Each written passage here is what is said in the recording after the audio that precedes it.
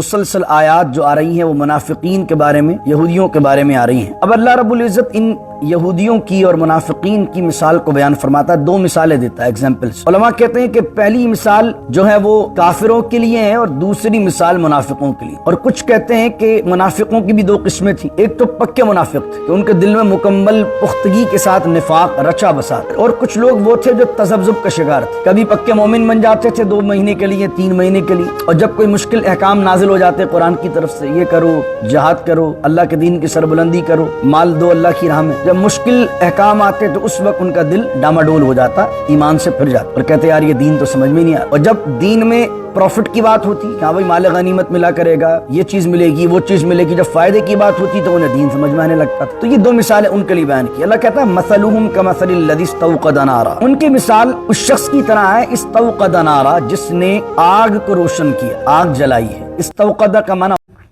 یفقہوا قولی اللہم صلی علی سیدنا و مولانا محمد معدن الجود والکرم وآلہ وصحبہ وبارک وسلم۔ ہم نے کل آیت نمبر 16 تک کی تفسیر کو بیان کیا تھا۔ اللہ رب العزت نے سورہ بقرہ کے آغاز میں آپ جانتے ہیں کہ مومنین کی نشانیوں کو بیان فرمایا، اور اس مومنین کی نشانیوں کو بیان فرمانے کے بعد پھر جو پکے کافر ہیں جنہوں نے کفر کو اختیار کیا ان کی نشانیوں کو بیان فرمایا، اور اس کے بعد مسلسل آیات جو آ رہی ہیں وہ منافقین کے بارے میں، یہودیوں کے بارے میں آ رہی ہیں۔ اب اللہ رب العزت ان یہودیوں کی اور منافقین کی مثال کو بیان فرماتا ہے، دو مثالیں دیتا ہے، ایگزامپلز۔ علماء کہتے ہیں کہ پہلی مثال جو ہے وہ کافروں کے لیے ہے اور دوسری مثال منافقوں کے لیے۔ اور کچھ کہتے ہیں کہ منافقوں کی بھی دو قسمیں تھیں، ایک تو پکے منافق تھے کہ ان کے دل میں مکمل پختگی کے ساتھ نفاق رچا بسا تھا، اور کچھ لوگ وہ تھے جو تذبذب کا شکار تھے، کبھی پکے مومن بن جاتے تھے 2 مہینے کے لیے، 3 مہینے کے لیے، اور جب کوئی مشکل احکام نازل ہو جاتے قرآن کی طرف سے، یہ کرو، جہاد کرو، اللہ کے دین کی سربلندی کرو، مال دو اللہ کی راہ میں، جب مشکل احکام آتے تو اس وقت ان کا دل ڈاماڈول ہو جاتا، ایمان سے پھر جاتے اور کہتے یار یہ دین تو سمجھ میں نہیں آ رہا۔ اور جب دین میں پروفٹ کی بات ہوتی کہ ہاں بھائی مال غنیمت ملا کرے گا، یہ چیز ملے گی، وہ چیز ملے گی، جب فائدے کی بات ہوتی تو انہیں دین سمجھ میں آنے لگتا تھا۔ تو یہ دو مثالیں ان کے لیے بیان کی۔ اللہ کہتا ہے مثلہم کمثل الذی استوقد نارا، ان کی مثال اس شخص کی طرح ہے استوقد نارا، جس نے آگ کو روشن کیا، آگ جلائی ہے۔ استوقد کا معنی ہوتا ہے آگ جلانا، آگ کو روشن کرنا۔ فلما اضاءت ما حولہ، اور اس آگ نے کیا کیا کام کہ ارد گرد کو روشن کر دیا۔ حول کا معنی ہوتا ہے ارد گرد، اراؤنڈنگ۔ فرمایا اس آگ نے کیا کیا کہ ارد گرد کے ماحول کو جو ہے وہ روشن کر دیا، یعنی کہ پہلے اندھیرا ہی اندھیرا تھا، کسی کو روشنی دکھائی دے ہی نہیں رہی تھی۔ پھر ایک شخص آیا، اس نے کچھ روشنی کی جس کی وجہ سے سارا علاقہ منور ہو گیا، روشن ہو گیا، اور جناب قریب قریب کے جتنے مقامات تھے سب واضح نظر آنے لگے۔ لیکن فرمایا کہ اب کچھ لوگ یہاں جو بیٹھے ہوئے تھے، روشنی ہونے کے بعد کیا ہوا؟ ذہب اللہ بنورہم، اللہ یہاں کچھ لوگوں کی نور بصارت یعنی دیکھنے کی صلاحیت اللہ وہ لے گیا۔ اب روشنی ہو بھی گئی ہے، قریب قریب کا علاقہ منور بھی ہو چکا ہے، پہلے تو روشنی تھی نہیں، اندھیرے میں آنکھ ہونے کے باوجود بھی بندہ نہیں دیکھ سکتا تھا، لیکن اب روشنی آ گئی ہے اور سارا علاقہ اس روشنی سے منور ہو چکا ہے۔ لیکن اب کچھ لوگ اس کے اندر بیٹھنے والوں میں وہ ہیں کہ ذہب اللہ بنورہم، اللہ نے دیکھنے کی صلاحیت اور دیکھنے کا جو نور ہے وہ ان سے اللہ نے لے لیا۔ وَتَرَكَهُمْ فِي ظُلُمَاتٍ، ترکہم مانے ان کو چھوڑ دیا، اور جائیداد جو مرنے کے بعد چھوڑی جائے اس کو اس وجہ سے کہا جاتا ترکہ، تو ترکہم چھوڑا ہوا مال، وَتَرَكَهُمْ مانے ان کو اللہ نے چھوڑ دیا، کس میں؟ فی ظلمات، ظلم کا معنی ہوتا اندھیرا، ظلمات اندھیری کی جمع آتی، اللہ نے انہیں اندھیروں میں چھوڑ دیا، اور لا یبصرون، اور وہ نہیں دیکھ سکتے، نہیں دیکھتے ہیں۔ یہ مثال ایک روایت کے مطابق منافقین کے لیے ہے، اکثر مفسرین نے لکھا کہ یہ منافقین کے لیے ہے، اور کچھ نے لکھا کہ یہ کافرین کے لیے۔ استوقد نارا سے مراد کون ہے؟ آگ جلائی کس نے؟ کچھ جو کہتے ہیں منافقین اس سے مراد ہے، وہ کہتے ہیں کہ منافقین آغاز اسلام میں، اسلام کے دامن میں آئے، ان کے دل میں کچھ دیر کے لیے آگ جلی، روشنی ہوئی، قریب قریب کا ماحول اسلام کی روشنی میں انہوں نے دیکھنا شروع کیا، لیکن جب نفاق دل میں آ گیا تو اس کے بعد اللہ ان کی نور بصارت کو لے گیا اور ان کے سامنے اندھیرا ہی اندھیرا ہو گیا اور اللہ نے انہیں ظلمات میں چھوڑ دیا۔ کچھ کہتے ہیں کہ اس توقعہ سے مراد جو ہے آگ جلانے والے وہ حضور علیہ السلام ہیں، یعنی اس مثال سے، اس ایگزامپل سے مراد رسول کریم صلی اللہ علیہ وسلم کی ذات ہے کہ عرب کے اندر، سارے معاشرے کے اندر، سارے عالم کے اندر جہالت تھی، ظلمت تھی، اندھیرا تھا، ہدایت کی کوئی روشنی نہیں تھی، لوگ روشنی تلاش کر رہے تھے، کوئی روشنی نظر آئے۔ اب رسول کریم صلی اللہ علیہ وسلم آئے، استوقد نارا، اور حضور نے ہدایت کی روشنی کو روشن کیا۔ اب جب ہدایت کی روشنی کو روشن کیا تو اسلام کی روشنی کے تحت سارے عالم کے اندر حق اور باطل میں تمیز کرنا آسان ہو گیا۔ حضور نے بتا دیا یہ حق ہے، یہ باطل ہے، صلی اللہ علیہ وسلم۔ لیکن جن کے دل میں بغض تھا، اناد تھا، ہٹ درمی تھی، خدا کے دین کو جھٹلایا جن لوگوں نے، تو اللہ نے کیا کیا؟ حضور کے روشن کرنے کے بعد بھی، اسلام کی روشنی کے بعد بھی ان کی آنکھوں سے اللہ نور لے گیا۔ اب کیا ہے کہ روشنی تو آ گئی ہے، آگ بھی روشن ہے، ما حولہ، ارد گرد کا ماحول بھی روشن ہے، لیکن یہ اندھے ہو گئے، اس وجہ سے انہیں اب نظر نہیں آتا۔ اب فرمایا وَتَرَكَهُمْ فِي ظُلُمَاتٍ لَا يُبْصِرُونَ، اب یہ ظلمات میں ہیں، نہیں دیکھ سکتے۔ اور یہ ہیں کیسے؟ سُمٌّ بُكْمٌ عُمْيٌ فَهُمْ لَا يَرْجِعُونَ۔ فرمایا سمن جو ہے وہ اسم کی جمع ہے، سمن کا معنی ہے بہرے، اور بکمن جو ہے وہ ابکم کی جمع ہے۔ اب بکمن کا معنی ہے گونگے، عمیون اعما کی جمع ہے جس کا معنی ہے اندھے۔ فرمایا وہ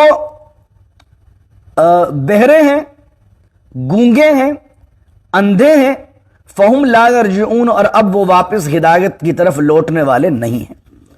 اب یہاں پر بڑا لطیف نقطہ جگہ بیان کیا گیا کہ سمن و بکمن و عمیون نہیں کہا گیا، واو نہیں ہے کہ وہ بہرے ہیں اور گونگے ہیں اور اندھے ہیں۔ تو اگر واو کسی درمیان نہیں آیا، اس کا مقصد یہ ہے کہ جو شخص اندھا ہے وہ بہرا بھی ہے، جو بہرا ہے وہ گونگا بھی ہے، یعنی ایک بندے کے اندر بہرا پن، گونگا پن اور اندھا پن، تینوں چیزیں عیب اس میں موجود ہیں۔ ایسا نہیں ہے کہ چار لوگ اندھے ہیں، چار لوگ بہرے ہیں اور چار لوگ ایسے، تاکہ جو اندھا ہے اس کا ہاتھ پکڑ کے دوسرا بہرا ہے لیکن آنکھ والا تو ہے، دوسرا بتا دے کہ چل میں تجھے بتا دیتا ہوں فلاں جگہ سے جائیں گے۔ یہ جتنا ٹولہ ہے، یہ سارے ٹولوں کے اندر، اس پورے گروپ کے اندر سارے ہی اندھے، سارے ہی بہرے اور سارے ہی گونگے۔ اب یہ مثال کتنی خوبصورت قرآن نے دی۔ اب آپ، قرآن کہہ رہا ہے، ہم نے اس سے پہلے والی آیت میں کیا کہا قرآن نے؟ کہ ہم نے ان کی منافقت، ان کی ہٹ درمی، ان کے کفر کی وجہ سے کہاں لے گیا؟ اللہ ان کو ظلمات میں، اندھیرے میں لے گیا۔ اب وہ دیکھ نہیں سکتے۔ اب کسی اندھے کو آپ اندھیرے میں چھوڑ دیں جنگل میں، کوئی اگر راستہ اسے بتائے تو اس کو وہ تو بہرا بھی ہے۔ اگر کوئی اس کو بتائے کہ بھائی جان یہاں سے نہیں جاؤ، یہاں سے جاؤ، گر جاؤ گے، تو اس کو آواز آئے گی؟ نہیں آئے گی۔ کیوں؟ کیونکہ وہ بہرا ہے۔ اب وہ کسی سے پوچھ سکتا ہے کہ بھائی میں بھول گیا ہوں، میرا گھر فلاں جگہ ہے، مجھے وہاں جانا ہے، مجھے راستہ بتا دو؟ پوچھ بھی نہیں سکتا۔ کیوں نہیں پوچھ سکتا؟ کیونکہ گونگا ہے۔ اگر بہرا ہے، گونگا ہے، لیکن اگر آنکھ والا ہوتا، چلو سنائی نہیں دے، بولنا نہیں آئے، لیکن اپنی آنکھ سے تو دیکھ سکتا ہے نا، کھڈا یہاں ہے، راستہ یہاں ہے، درخت یہاں ہے، دیوار یہاں ہے، چلو میں بچتے بچاتے، کانٹوں سے بچتے ہوئے منزل کی طرف چلا جاؤں۔ لیکن تیسری خامی اس میں کیا ہے؟ اندھا ہے۔ تو کافروں کی مثال، منافقین کی مثال اللہ نے دی کہ اب نہ حق انہیں سنائی دے گا، نہ حق انہیں دکھائی دے گا، اور نہ حق بات ان کی زبان سے نکلے گی۔ یہ ان کی مثال ہے۔ اور پھر اس کے بعد فہم لا یرجعون، ان کے دل پر اتنی پختہ مہر لگ گئی ہے، وہی ختم اللہ علی قلوبہم جو ہم نے پہلے سنا تھا، یہ واپس لوٹنے والے نہیں ہیں، لا یرجعون، رجوع نہیں کریں گے اپنی ہر درمی پر۔ اب ایک اور مثال دیتا ہے اللہ رب العزت، یہ منافقین کی اور ان کی مثال ہے کہ جو منافقین اچھے حالات میں ساتھ ہیں اور مشکل حالات میں بھاگ جاتے تھے، تذبذب کا شکار ہیں، 2-3 مہینے مسلمان، اور جیسے ہی کوئی مشکل احکام آ گئے رک گئے۔ ان کی مثال اللہ کس طرح دیتا ہے؟ فرماتا او کصیب من السماء، سیبن کہتے ہیں موسلا دھار بارش کو، یا اس بادل کو کہ جو موسلا دھار بارش برسائے. اللہ کہتا او کصیب من السما، سما کا معنی آسمان، یا ان کی مثال اس طرح ہے کہ آسمان سے برستی ہوئی موسلا دھار بارش ہے. اب اس موسلا دھار بارش میں ہو کیا رہا ہے؟ فیہ ظلمات، میں نے ابھی ظلمات کا معنی کیا بتایا آپ کو؟ اندھیرا.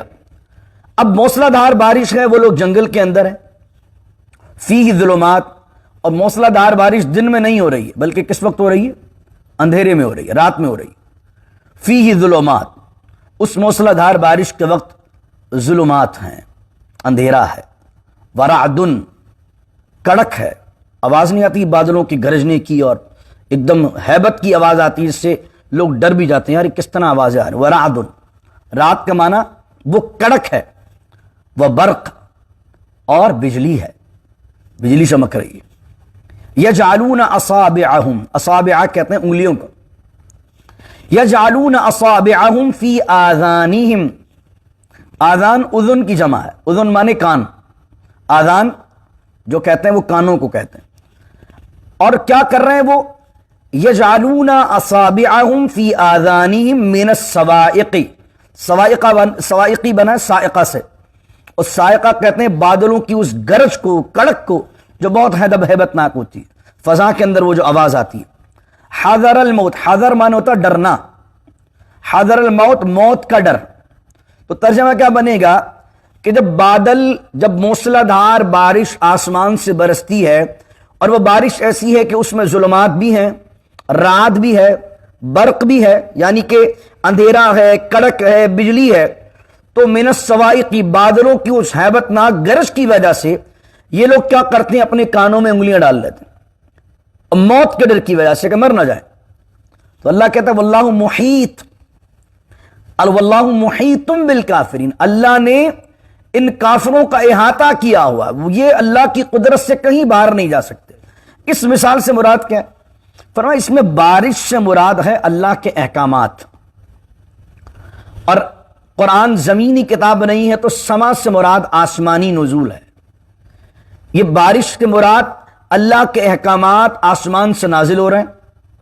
فی ظلمات ورعد و برق، اس میں جنت کی خوشخبریاں بھی ہیں.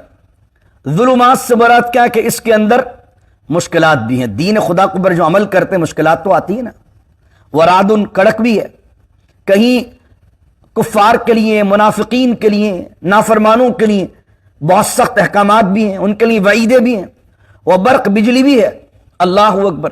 تو اب کیا ہے کہ یہ جب صواعق سنتے ہیں، یعنی قرآن کے اندر، اسلام کے اندر جب کوئی سخت حکم سنتے ہیں تو کیا کرتے ہیں کہ یار یہ ہمیں سنائی نہ دے تو کیا کر لیتے ہیں؟ اپنے کانوں میں انگلی ڈال لیتے ہیں کہ اگر یہ ہم نے حکم سن لیا تو جناب والا اس میں تو ہماری موت ہو جائے گی.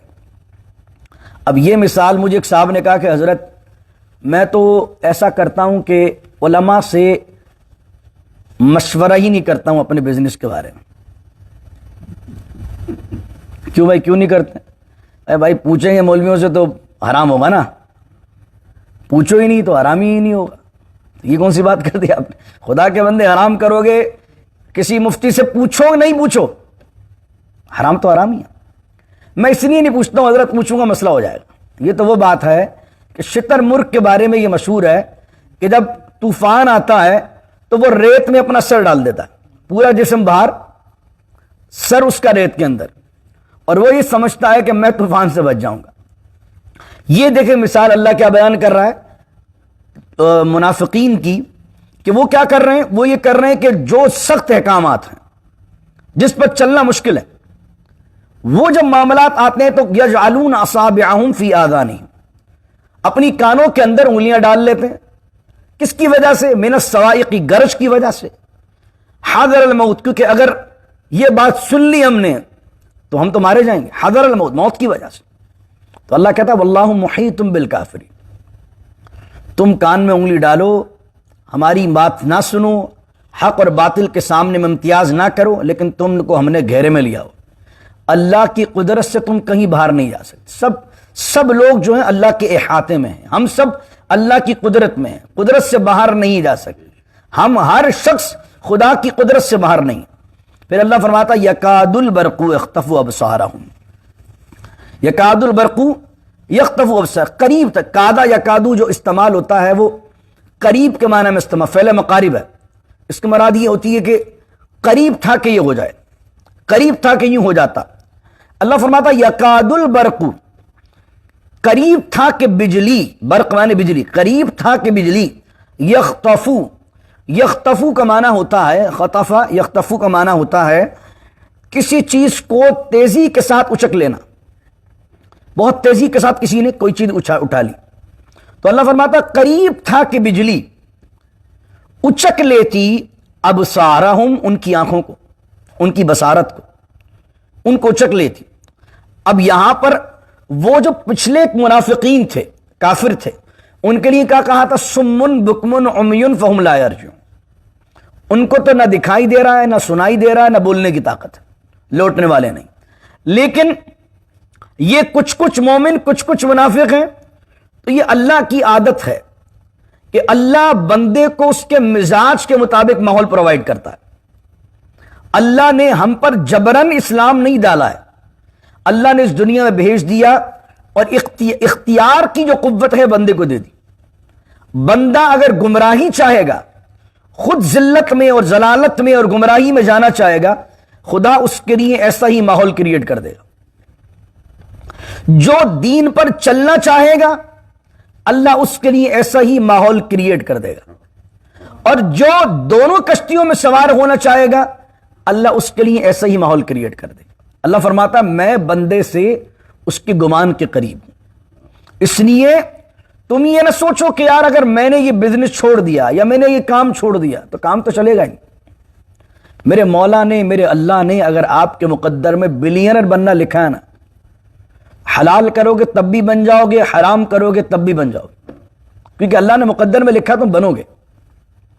اب یہ تمہیں اختیار دیا ہے کہ تم کون سے راستے کو چوز کرتے ہو۔ الم نجعل لہ عینین، اللہ نے تمہیں آنکھیں بھی دی، ولسانا وشفتین، تمہیں زبان بھی دی اور ہونٹ بھی دیے، اور وہدیناہ النجدین، دو راستے دکھا دیے، دونوں راستے تمہارے سامنے۔ اب یہ تمہیں اختیار دیا کہ تم کون سا چوز کرتے ہو۔ تو اب یہ لوگ کیا کر رہے تھے؟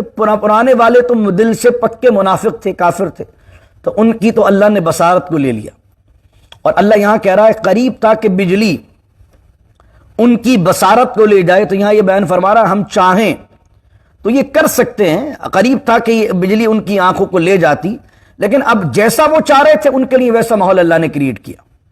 پھر آگے اللہ ان کی مزاج کو بیان کرتا ہے، وہ جو میں نے آپ کو کہا نا، ان کا مزاج کلما اضاء لهم مشوا فی، اضاء مانے ہوتا ہے روشن ہونا۔ جب بجلی چمکتی ہے اور بجلی چمکنے کی وجہ سے روشنی ہوتی ہے ان کے لیے، مشوا فی، اس میں وہ چلتے ہیں، چلو یار چلو چمک ہو گئی ہے، تھوڑی سی روشنی آئی ہے، چلو، جب چلنے لگتے ہیں۔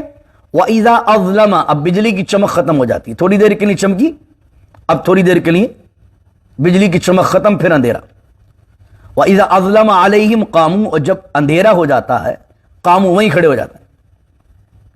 اب یہ مثال دی جا رہی ہے منافقین کی، کہ جب غنیمت ملنے کا ٹائم ہو رہا تو لائن لگائے ہوئے تھیلے پکڑے کے، ہاں بھائی مال غنیمت آئے گا، مسلمان مال ملے گا، امیر لوگ زکوٰۃ نکالیں گے، صدقہ ملے گا، آسانیاں ہیں، آسانیاں، آسانیاں، آسانی کی بات آ رہی ہے تو مسلمان پکے مسلمان ہیں۔ اور جیسے ہی وَإِذَا أَظْلَمَ عَلَيْهِمْ، جب جہاد کی آیتیں نازل ہو رہی ہیں، جہاد کرو، نکلو اپنے گھروں سے، تو کیا مومن جا رہے ہیں اور یہ وہیں کھڑے ہو گئے، اب سوچ رہے ہیں یار جائیں کہ نہیں جائیں، کریں کہ نہیں کریں، اب دین کے اندر تذبذب کا شکار ہے۔ وَإِذَا أَظْلَمَ عَلَيْهِمْ قَامُوا، جب کوئی مشکل حکم آیا اس وقت کھڑے ہو گئے۔ اللہ اکبر۔ اب یہ دیکھیے اس مزاج کو دیکھیے، یہ جو دوسری آیت ہے، آج میں صبح سے ہی سوچ رہا تھا، آج کل جو دور ہے استغفر اللہ العظیم، کیا یہ وہ دور نہیں ہے یار؟ ہم مسلمانیت ہمیں آسان چیزوں میں یاد آتی ہے، اور جب دین احکامات کی بات کرتا ہے، حلال و حرام کی بات کرتا ہے، استغفر اللہ کتنے ہی لوگ ہیں وہ منہ سے کہتے نہیں ہیں، لیکن انہیں دل سے اللہ کا دین سمجھ میں نہیں آ رہا ہوتا۔ استغفر اللہ العظیم۔ مثال کی طور پر کسی کو سود میں فائدہ دکھ رہا ہے، کسی کو حرام کاری میں فائدہ نظر آ رہا ہے، اور جناب دین اس کو کہہ رہا ہے یہ نہیں کرنا، تو اب وہ یہ نہیں سوچتا کہ مجھے نہیں کرنا، دل میں شیطان اس کی بات ڈالتا ہے کہ یار، وہیں کھڑا ہو کے سوچتا ہے کہ یار اب کیا کریں، तज़ब्ज़ुब का शिकार होता। तो कभी 4 महीने के लिए बहुत पक्के मोमिन हैं, रमज़ान शरीफ आए तो बहुत पक्के मोमिन हैं, 11 महीने अलग मामला चल रहे। तो यहां खसलत की बात मैं कर रहा हूं। खसलत, अब आप ये देखिए कि क्या हमारे अंदर भी बहुत सी मरतबा ऐसी खसाइल और ऐसी खसलत पैदा नहीं हो जाती कि आसानी। और फिर ये देखिए, जो इस दौर के अंदर जो आसानियां पैदा करते हैं दीन की बाउंड्री में, वो तो हमारे सर के ताज है। हुजूर ने फरमाया भी यही है, यस्सिरु वला तुअस्सिरु, आसानियां पैदा करो, मुश्किल पैदा ना करो।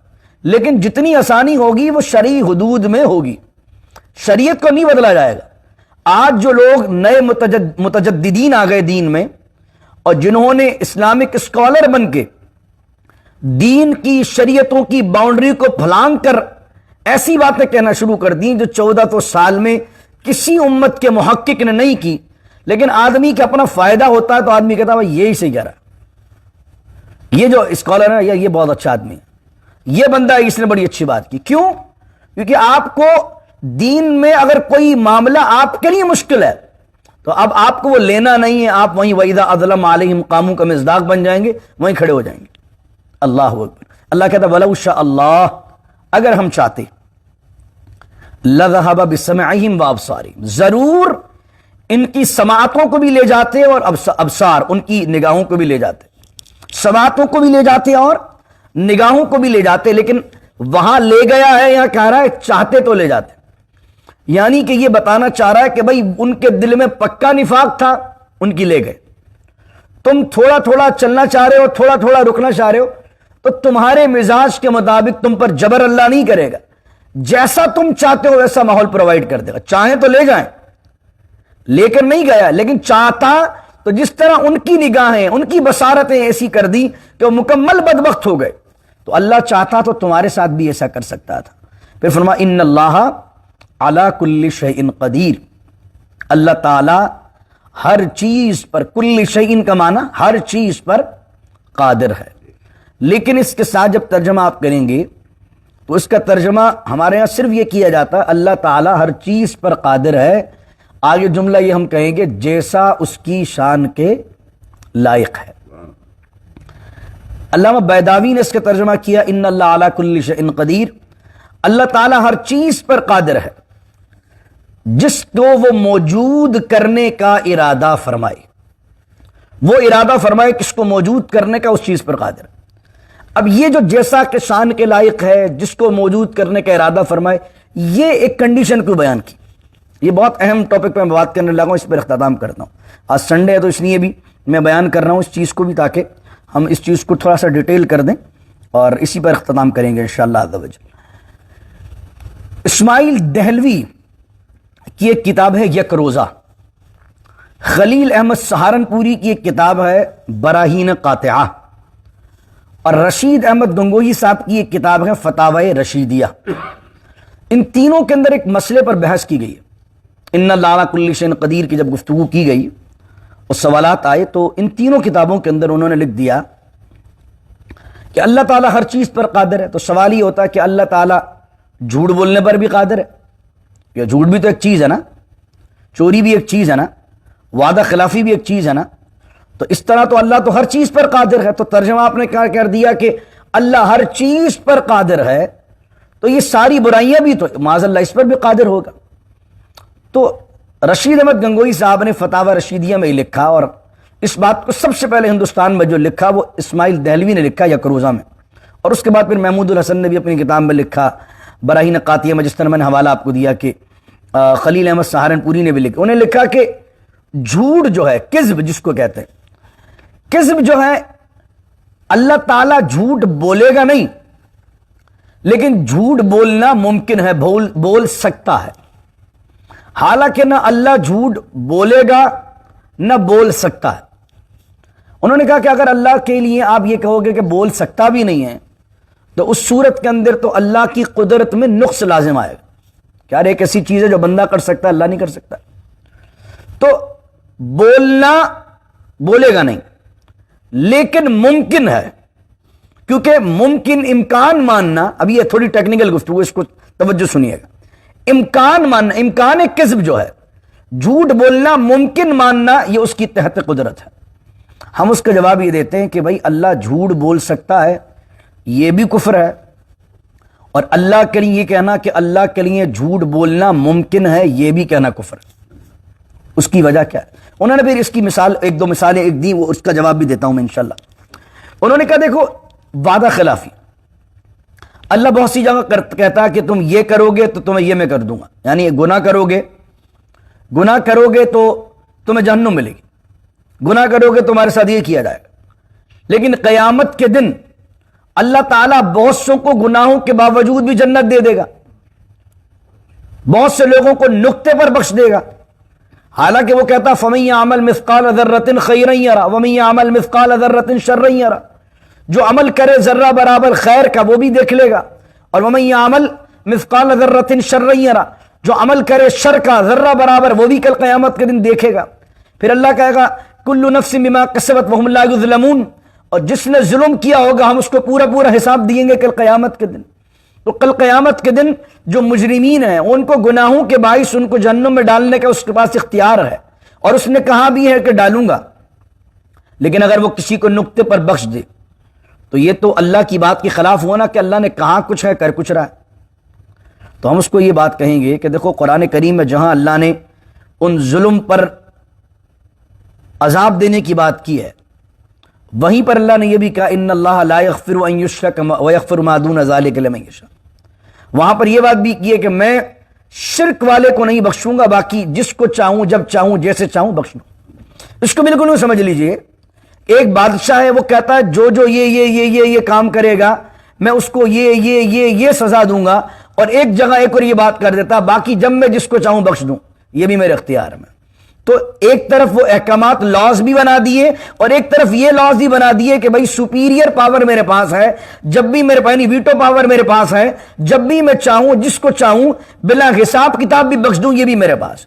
تو وہ آیات کو دوسری آیات جو وَيَغْفِرُ مَا دُونَ ذَلِكَ لِمَن يَشَاءُ ہے، یہ بتا رہی ہیں کہ اگر وہ چاہے، اس کے تحت قدرت ہے، وہ چاہے تو گناہگار کو گناہ کی سزا دے کر جہنم میں ڈال دے، اور وہ چاہے تو گناہگار کو کسی ایک نیکی پر وَيَغْفِرُ مَا دُونَ ذَلِكَ لِمَن يَشَاءُ آیت کے تحت بخش دے۔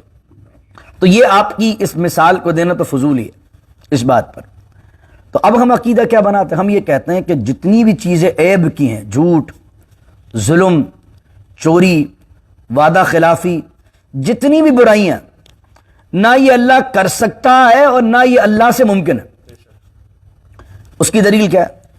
اس کی دلیل یہ ہے کہ اللہ ہے سبحان۔ اللہ کیا ہے؟ سبحان کا معنی ہوتا ہے ہر عیب سے پاک۔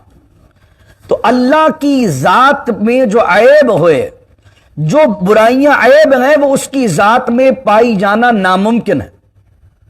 یعنی کہ جو علامہ بیضاوی نے اس کے ترجمہ کیا وہ تو بڑا خوبصورت کر دیا نا کہ اللہ ہر چیز پر قادر ہے جس کو وہ موجود کرنے کا ارادہ فرمائے۔ تو اللہ رب العزت کبھی ارادہ ہی نہیں فرمائے گا جھوٹ کا، تو اس کے لیے ممکن ماننا بھی یہ کفر ہوگا۔ اللہ کبھی ظلم کا ارادہ ہی نہیں فرمائے گا تو اس کے لیے یہ کفر ہوا۔ تو کوئی کہے گا کہ جناب یہ تو آپ ویسی بات کر دی آپ نے، اگر ممکن بھی نہ مانا تو اس کی قدرت سے چیز نکل گئی، تو اس کی قدرت میں نقص آ گیا۔